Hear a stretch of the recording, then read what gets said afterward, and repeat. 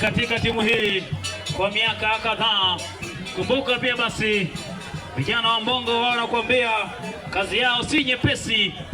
Jambo lao kubwa ni kulipa kisasi wapanda milima hawa kutoka kule ndani ya kijiji cha Mbongo, lakini vile vile wazee wa soft touch, mpira gusa mpira achia. Nazungumzia Shuma FC, wamekuja kuna katika mapinduzi ya kandanda katika ukanda huu.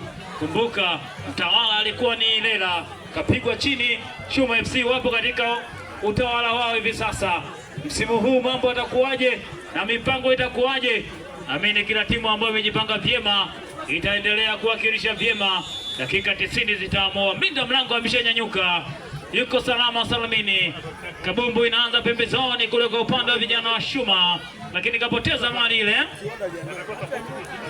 Pita ule anasumbua pembezoni kule. Pita ule anachana kwanza, anaweka chini kule kibado, anasimama. Pita ule anaye kwa wengine tena, anaingiza katikati ya pasi yake na macho. Bado wana vijana Mbongo wanacheza mbuga, wanafanya nini hapo vijana wa Mbongo katikati hapa, lakini bado wanayo set pieces ile kataa hapo, lakini wanaondoka vijana wa Shuma huko. Pasi moja ndefu kabisa huko.